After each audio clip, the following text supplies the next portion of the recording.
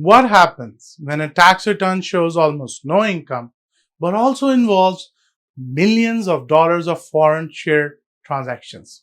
That contrast sits at the center of this Tax Code of Canada case. Hi, my name is Amandeep Singh and I'm a CPA with Cloudriver CPAs in Burnaby.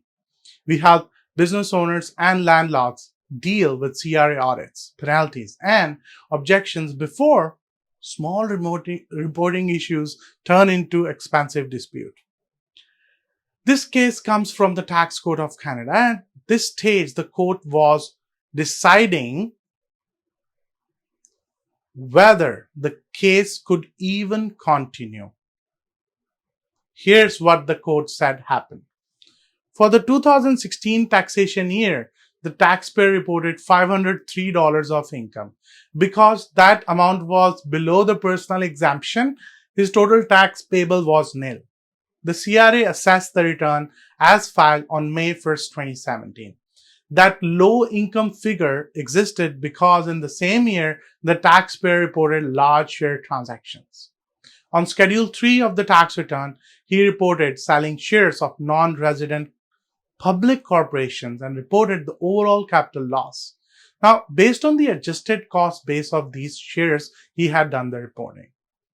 The court highlighted a key fact. The total proceeds from those share sales were approximately $5.5 million. At first, the CRA questioned whether the reported cost base could be supported or not. Later, the CRA accepted the cost base figures, which meant the capital loss stood and the income remained low. So at that point, there was no dispute about tax owing. However, the matter did not end there. In March 2023, the CRA issued a separate assessment, this time for $281,000 in penalties. These penalties were not about income tax. They related to Form T1135, the Foreign Asset Reporting Form. According to the CRA, the taxpayer was required to file Form T1135 for 2016 and did not do so. The CRA also pointed to Box 266 of the tax return, which asked whether the taxpayer owned or held specified foreign property costing more than $100,000 at any time during the year. That box was checked no. The CRA disagreed with that answer.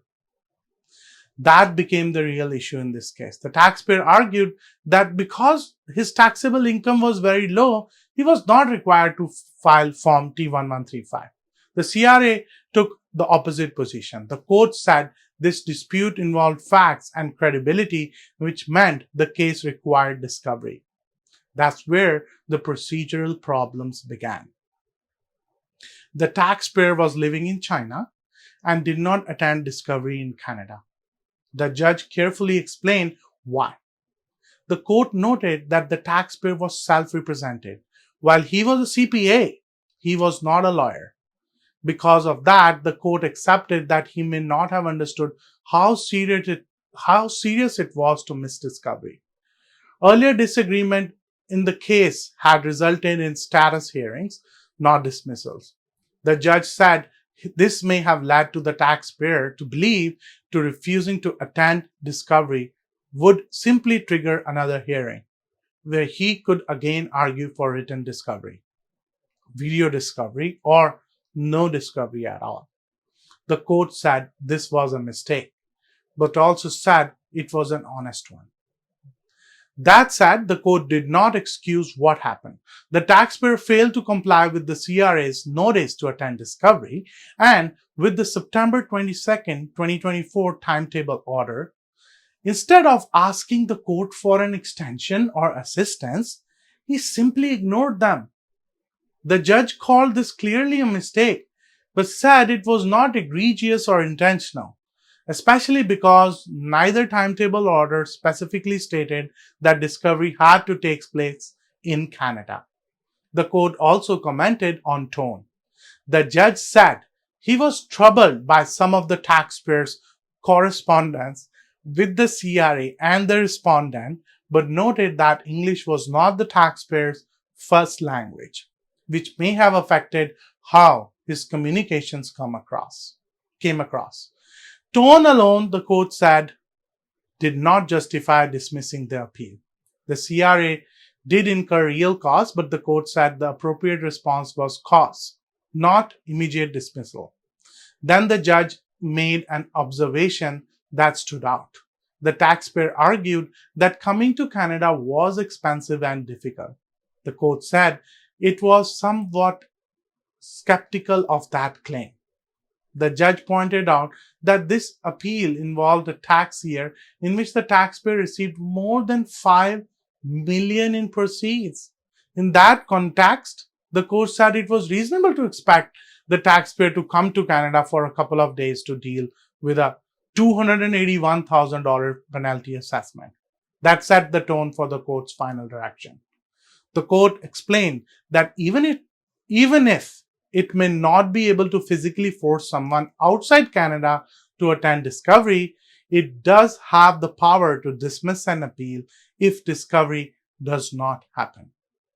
The court also noted that discovery can sometimes take place by video conference or outside Canada, but the process starts with the examining party, which here was the CRA. If the taxpayer objects to the proposed method, it is the taxpayer's responsibility to formally ask the court to change it under the rules. And unfortunately, that did not happen in this case.